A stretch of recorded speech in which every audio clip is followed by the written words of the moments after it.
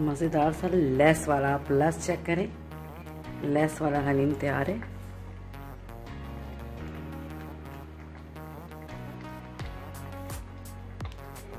आप हलीम का less check करें, देखें इतना ज़बरदस्त सा।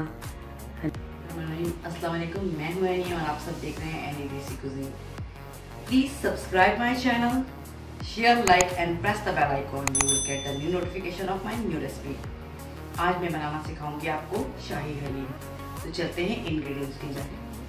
हलीम बनाने के लिए हमें चाहिए 1 कप गंदम, 1 कप जौ, आधा कप मूंग की दाल, आधा कप मसूर की दाल और आधे कप से भी बहुत कम माश की दाल और 1 मुट्ठी चावल ये मैंने भिगो दिए, चारों चीज़ें एक साथ। इसके अलावा चने की दाल पौना कप, प्याज, हरी मिर्च, धनिया, पुदीना, अदरक लहसुन का पेस्ट, नमक हस्बे ज़रूरत, हल्दी 2 टेबलस्पून, लाल मिर्च 2 टेबलस्पून, सूखा हुआ धनिया 2 टेबलस्पून और 1 टेबलस्पून पिसा हुआ गरम मसाला। और इसके साथ ही मैंने गोश्त बॉईल करने के लिए रख दिया है। इसमें कुछ भी नहीं डाला, सिर्फ हल्दी का 1 चम्मच डाला है और मैंने उबलने के लिए रख दिया है। अब हम मसाला बनाएंगे और इसमें ऐड करेंगे। एक पैन में मैंने ऑयल डाला है। ऑयल डालने के बाद अब मैं इसमें प्याज शामिल कर दूँगी और जैसे ही ये प्याज फ्राई हो जाएंगे तो हम इसमें अपने ड्राई मसाले शामिल कर देंगे। प्याज हमारे हो गए हैं गोल्डन ब्राउन और अब मैं इसमें शामिल कर दूँगी अदरक लहसुन का पेस्ट।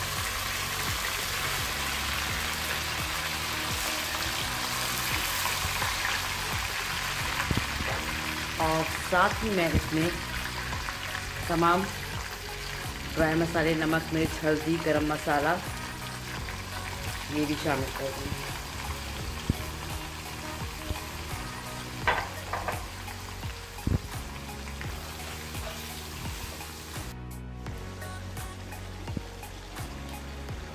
अब हम इसमें ऐड करेंगे थोड़ा सा पानी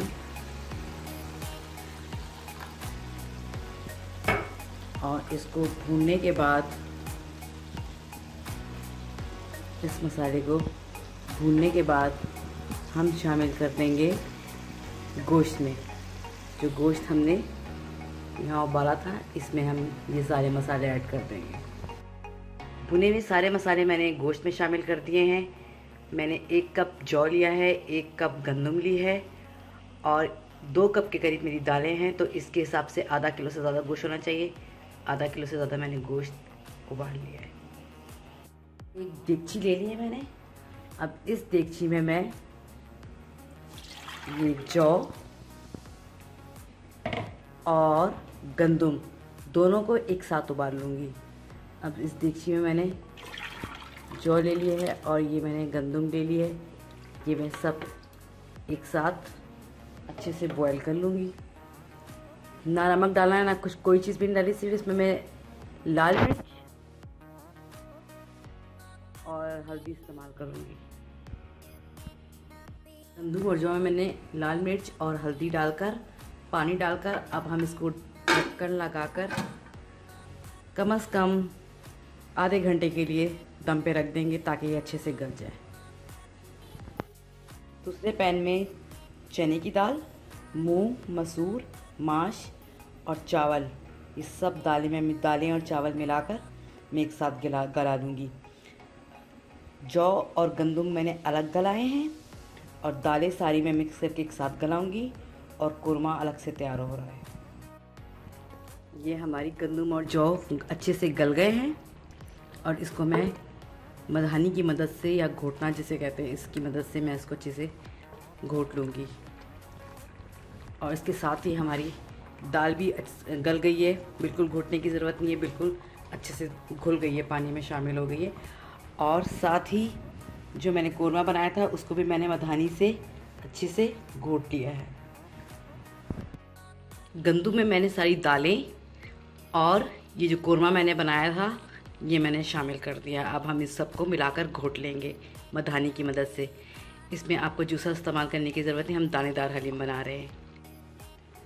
मज़ेदार सा लेस वाला, आप लेस चेक करें, लेस वाला हलीम तैयार है।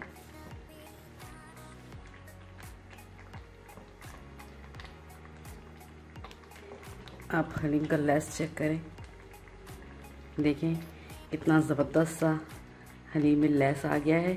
थोड़ी सी इसकी और घुटाई होगी तो हमारा हलीम तैयार हो जाएगा।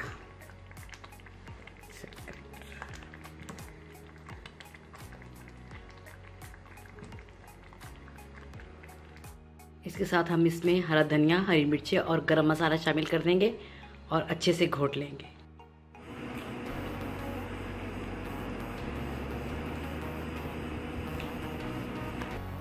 इसके साथ इसके लवासमात में मैंने पुदीना, हरा धनिया, सिरके में कच्ची प्याज डाली से बड़ा मज़ा आता है खाने का, तली हुई प्याज, अदरक, नींबू और हरी मिर्च के साथ पेश किया है।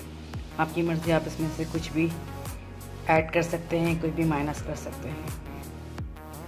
ये हमारा दानेदार मज़ेदार हलीम तैयार हो गया है। इसे मैंने धनिया, पुदीना, अदरक, तली हुई प्याज, नींबू और हरी मिर्चों के साथ गार्निश कर लिया है। हलीम बनाने के लिए 2-3 टिप्स की ज़रूरत होती है। आप इसमें माश की दाल कम डालें क्योंकि इससे हलीम सड़ जाता है, और बोटी का बड़ा रखें, इससे रेशा बनता है। तो ज़रूर ट्राई कीजिएगा, अपना फीडबैक देना मत भूलिएगा। आज की हमारी डिश ही शाही हलीम।